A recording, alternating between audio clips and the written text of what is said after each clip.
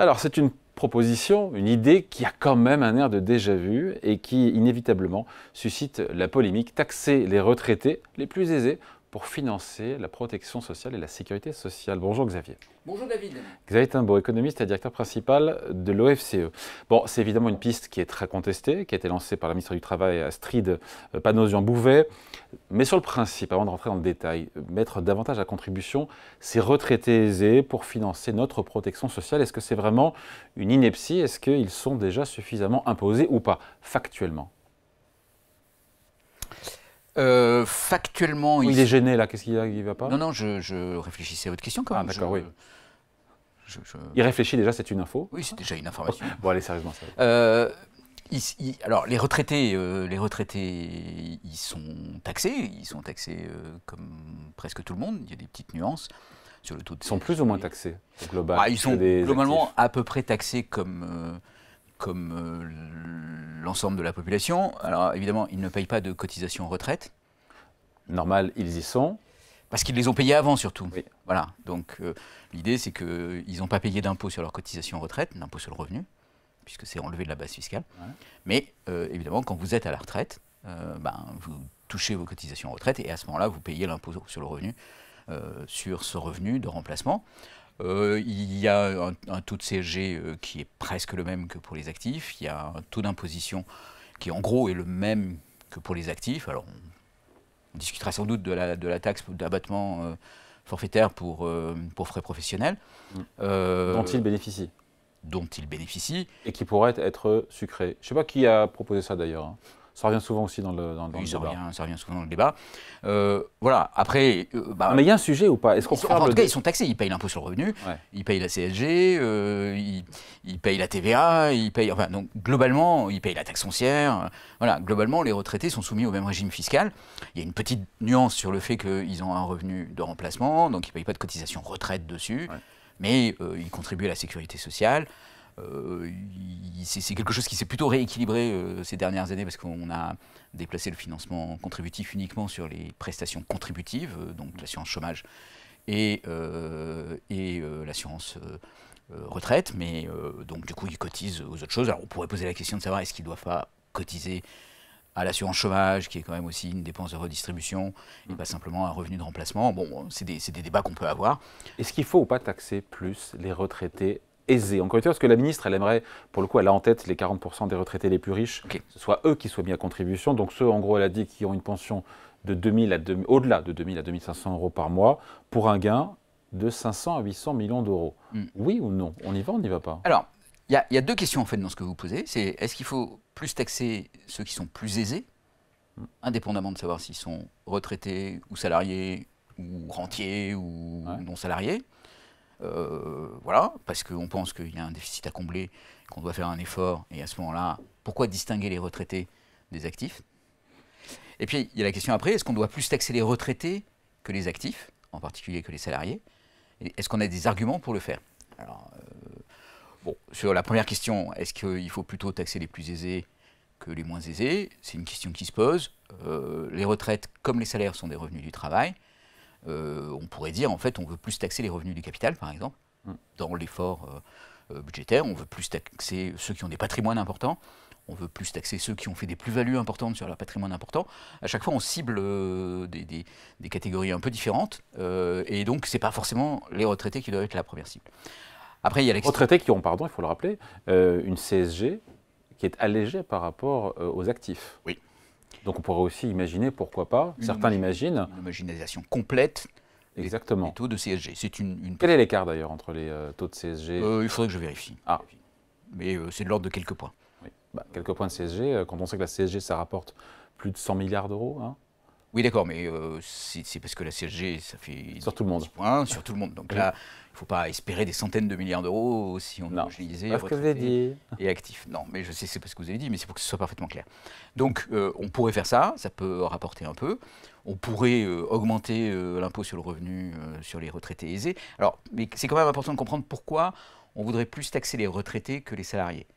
Parce que vous avez raison, c'est le constat d'ailleurs que fait la ministre, c'est que le financement de la protection sociale, aujourd'hui, ce qu'elle dit, incombe trop aux entreprises et aux travailleurs. Ce constat, j'aurais dû commencer par ça d'ailleurs. C'est discutable ou elle a raison? C'est discutable au sens où voilà, la partie cotisation sociale, elle est maintenant vraiment, elle correspond assez bien à la partie de la protection sociale qui sont ce qu'on appelle des prestations contributives. Et donc c'est principalement la retraite et un petit peu le chômage. On pourrait dire on veut faire basculer le financement du chômage dans un financement universel sur une base CSG, donc ce qui permettrait de réduire les cotisations sociales employeurs ou salariés et d'augmenter la CSG pour faire la contrepartie.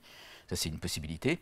Et du coup, si on augmentait la CSG, donc oui, c'est pas égaliser la CSG entre les retraités et les actifs, mais c'est augmenter la CSG, mais pour tout le monde, ce qui permet de taxer à la fois les revenus du travail des salariés, mais aussi les revenus du travail différé des retraités, mais aussi les revenus du capital ou les loyers que vous percevez. Donc, on pourrait faire ça pour l'assurance chômage. Ça, c'est une chose qui peut se discuter. Le principe de notre assurance chômage, c'est plutôt d'être contributif et d'être géré par les partenaires sociaux.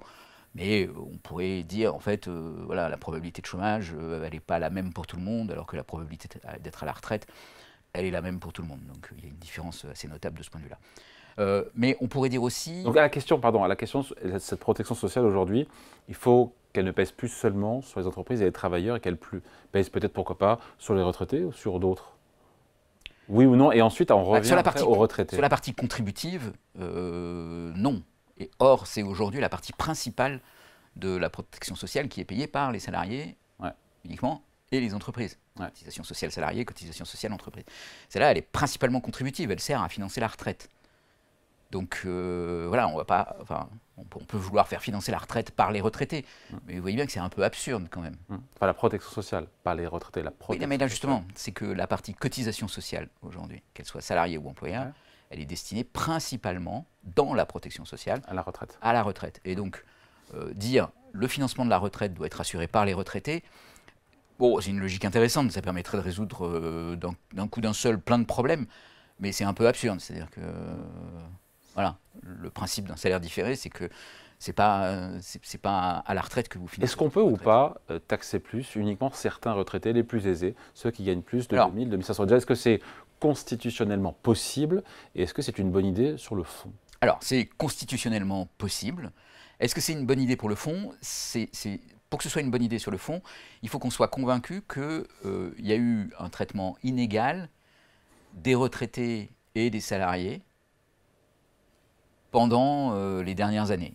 Ce qui peut se justifier. Hein. Par exemple, les retraites ont été indexées de façon annuelle sur l'inflation, ce qui n'est pas le cas sur les salaires. Alors, les salaires vont être indexés finalement, petit à petit. Mais avec retard. Mais ils l'auront été avec retard, ce qui veut dire alors que les retraités, eux, pour le coup, ils ont très bien suivi l'inflation. Exactement. L'an dernier, c'était 5%, je crois, c'est ça, de réévaluation des pensions? La dernière, en tout cas, les prix ont augmenté d'un peu moins de 15% depuis 2022 et l'indexation des retraites a été de 1 pour 1 avec cette augmentation des prix. Donc oui, les indexations ont été là. Et pour les salaires, l'indexation est en train de se produire, mais elle se produit avec un décalage qui fait qu'il y a une perte de pouvoir d'achat des salariés. Donc oui, on peut le faire, techniquement. Oui, on peut le faire. Techniquement, comment on pourrait le faire? Il est assez simple de modifier, par exemple, l'impôt sur le revenu. Enfin, on parlait de l'abattement pour frais professionnels et dire en fait c'est pas très justifié pour les retraités. Et ça, constitutionnellement, ça ne dérogera pas au principe d'un même impôt pour. Mais ça frappe tout le monde pour le coup. Ça frappe tout le monde. Tous les retraités. Ça frappe tous les retraités, sauf que comme c'est un abattement sur votre impôt sur le revenu, en fait, les retraités qui ne payent pas d'impôt sur le revenu ne sont pas concernés. Ce qui est une différence avec le décalage d'inflation qui avait été envisagé, qui lui posait un problème. C'est vrai que cet abattement, par exemple, pour frais professionnels, on se dit mais qu'est-ce qu'il fout là, quoi? Oui, on peut se poser la question, en tout cas, pourquoi il s'appelle comme ça, en fait. Mais il faut faire attention, c'est parce qu'il s'appelle comme ça, Non, mais autant pour un actif, je peux entendre, mais... Pour un actif, oui, mais tous les actifs n'ont pas les mêmes frais professionnels, donc de ce point de vue-là, il est aussi... il est un peu trompeur.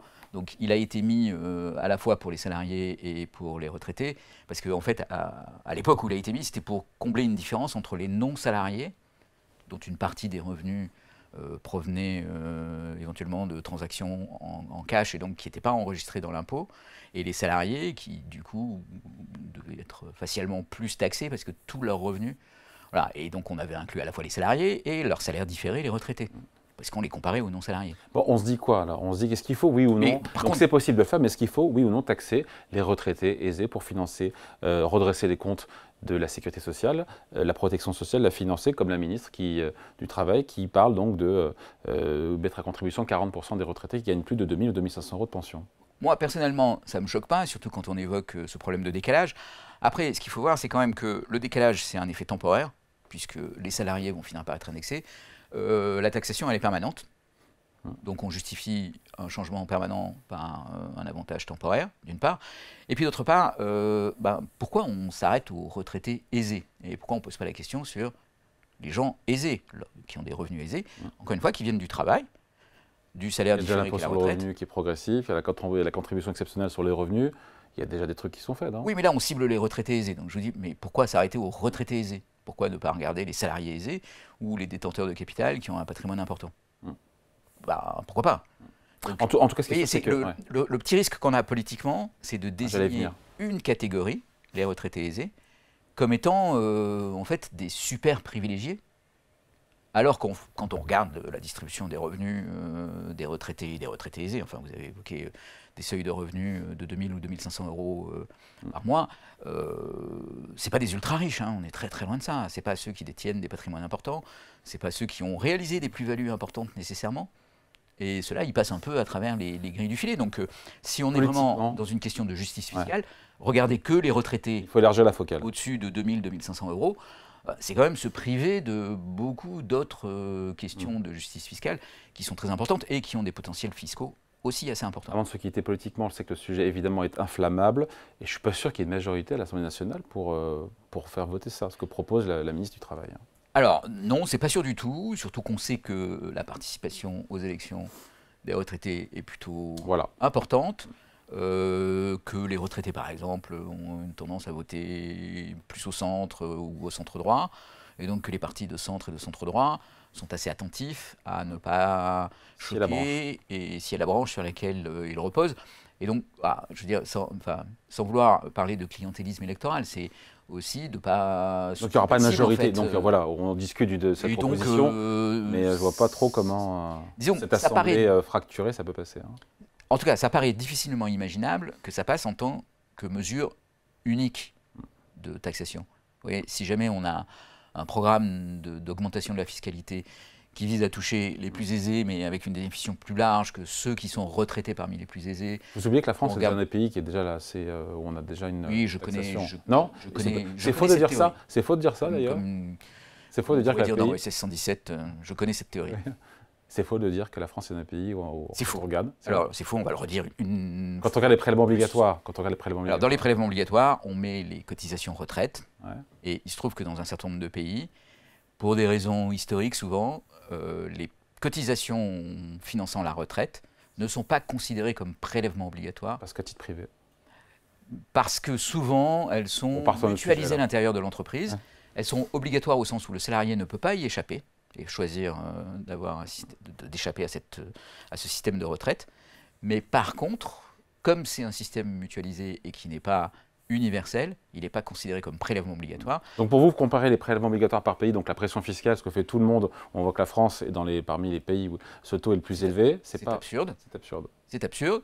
Et si jamais on compare, alors ce qui peut se discuter, mais si on compare les prélèvements obligatoires hors financement de la retraite, ou impôt par impôt, mais même déjà hors TVA, financement de la retraite, impôt sur le revenu, vous enlevez juste les cotisations sociales retraite, la France est dans la médiane supérieure des pays de l'OCDE. Mais pas champion. Pas champion. Désolé. On fera une émission. On a perdu notre médaille d'or. Non, oui, désolé. On fera une émission là-dessus. Ensemble. Oui, on fera une émission. Je peux vous préparer quelques graphiques. Pour nous montrer que la France est un paradis fiscal. Quelques tableaux assez simples. Alors, on ne va pas aller jusqu'au point de montrer que c'est un paradis fiscal. Cuba sans le soleil. Mais on va vous montrer que ce discours qu'on entend beaucoup, la France est le champion des prélèvements obligatoires, et qui se traduit toujours par « et donc on ne peut pas augmenter les impôts », en fait c'est un discours qui est un peu rapide. Eh bien, le rendez-vous est pris. Il vient régulièrement nous voir, Xavier Timbaud. Il va venir avec son petit tableau qui va nous préparer. C'est ça. On va regarder attentivement. Merci Xavier. Merci beaucoup David. Timbaud, économiste et directeur principal de l'OFCE. Merci.